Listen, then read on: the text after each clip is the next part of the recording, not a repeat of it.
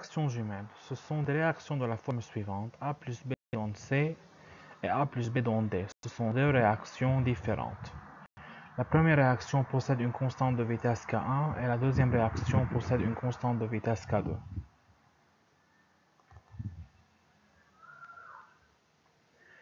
On va considérer que A, c'est la concentration initiale des deux réactifs A et B. C'est un mélange équimolaire. Et on considère que X, c'est la quantité réagie de A, et Y, c'est celle de C qui est formée, et Z, c'est celle de D qui est formée. Bien sûr, C et D sont deux produits différents, et chacun d'eux possède une concentration différente. On va considérer que X est égal à Y plus Z.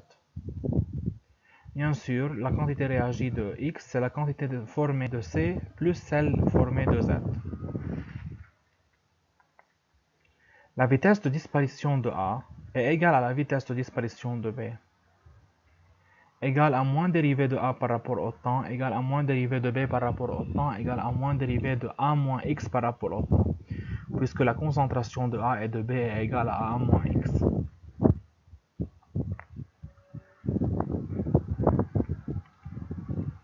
Et la vitesse de disparition des réactifs est égale à la vitesse de la réaction, qui est égale à la constante de vitesse fois concentration des réactifs. Donc c'est égal à K1 fois A moins X exposant alpha plus K2 fois A moins X exposant bêta. Donc K1 A moins X alpha, c'est la vitesse de la première réaction. K2 A moins X bêta, c'est la vitesse de la deuxième réaction. Les deux sont égales à dx sur dt.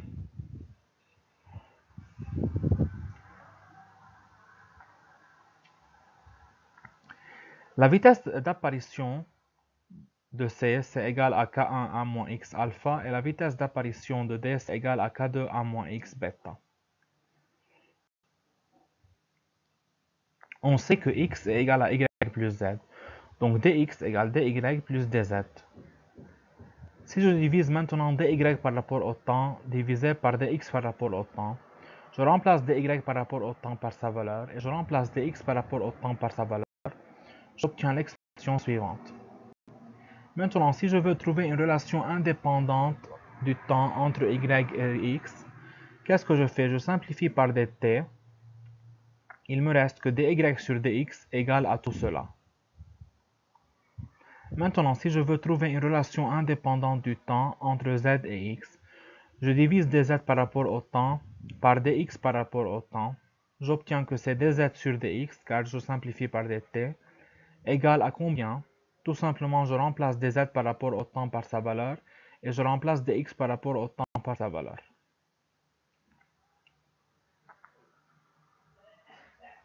Maintenant, dans le cas où alpha est égal à bêta, si alpha est égal à bêta, alors je peux considérer que A moins X alpha égale A moins X bêta. Donc j'obtiens K1 plus K2, entre parenthèses A moins X alpha. Je simplifie par A moins X alpha en haut et en bas, il me reste K1 sur K1 plus K2. Yani dy sur dx égale K1 sur K1 plus K2. Alors dy égale K1 sur K1 plus K2 dx. Je fais l'intégration, j'obtiens que y égale à K1 sur K1 plus K2x. Même chose pour dz dx. dz sur dx devient égal à K2 sur K1 plus K2 si alpha est égal à bêta. Donc z c'est égal à K2 sur K1 plus K2x.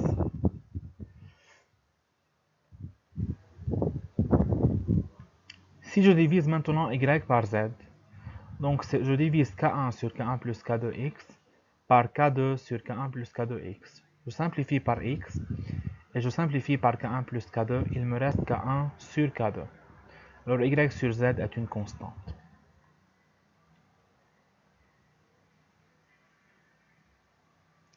Dans le cas où K1 est plus petite que K2, je peux trouver les valeurs des concentrations des différentes espèces dans mon milieu et je peux tracer un graphe qui montre la variation de ces concentrations en fonction du temps.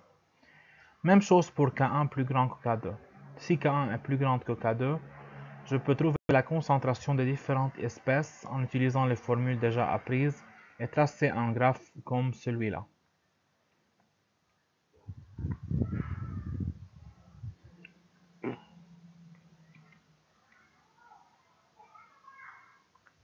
Un exercice. Considérons les réactions suivantes. A donne B et A donne C. Chaque réaction a une constante de vitesse caractéristique à elle, et les deux réactions sont toutes les deux d'ordre 1. Trouvons les lois des vitesses dy sur dt, dz sur dt et dx sur dt. On va considérer que y c'est la quantité de B formée et z c'est la quantité de C formée, et x c'est la quantité de A réagi.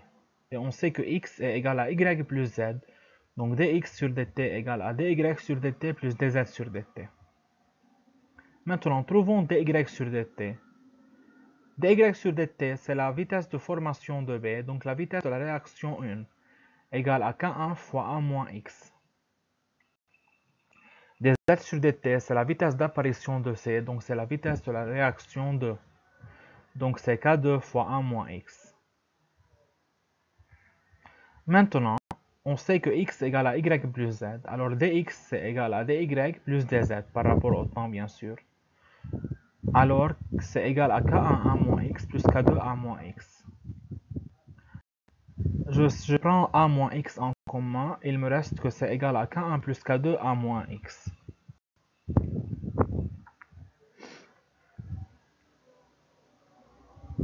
Maintenant, si je veux intégrer cette loi de vitesse, on a obtenu que dx sur dt égale k1 plus k2 a moins x. Par un petit réarrangement, j'obtiens que dx sur a moins x est égal à k1 plus k2 dt.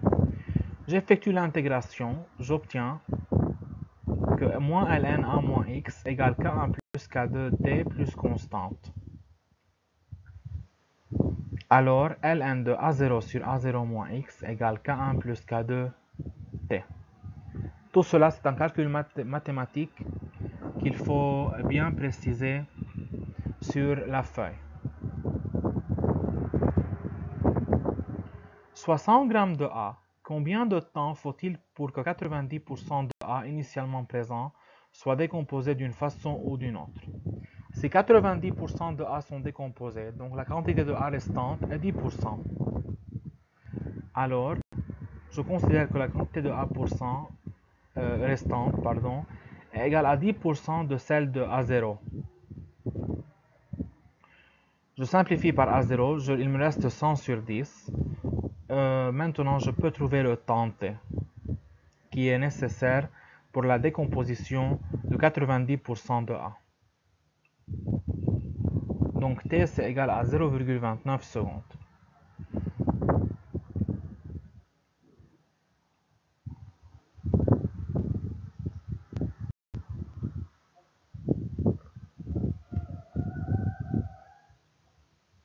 Quelle masse de B et de C se forme-t-elle pour que 100 g de A soient décomposés, sachant que les masses molaires de A, B et C sont les suivantes?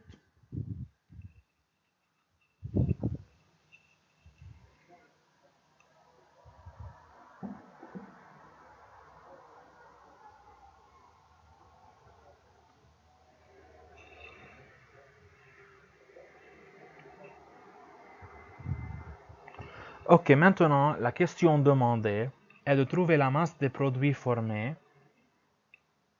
quand je mets 100 g initialement pour le réactif. Au début, pour trouver la masse, le nombre de moles formés, on sait que d'après la stoichiométrie de la réaction, le nombre de moles formés est égal au nombre de moles initial du réactif limitant.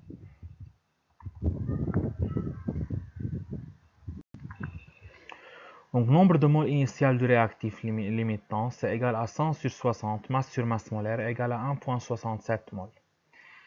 Donc maintenant, pour trouver la quantité de B qui est Y et la quantité de C qui est Z, il faut trouver la relation entre Y et X et la relation entre Z et X. On les a déjà apprises. On sait que Y c'est K1 sur K1 plus K2X. À la fin de la réaction X, c'est égal à A0. La quantité réagie est égale à la quantité initiale. Donc je remplace X par sa valeur dans les deux expressions de Y et Z, et je trouve le nombre de moles de Y et Z qui sont formés à la fin de la réaction.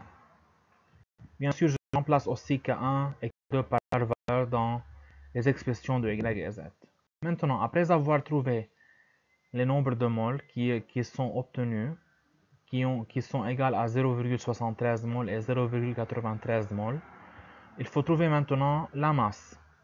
On sait que nombre de moles égale masse sur masse molaire, donc masse c'est égal nombre de moles fois masse molaire. Et on trouve la masse de chaque composé formé.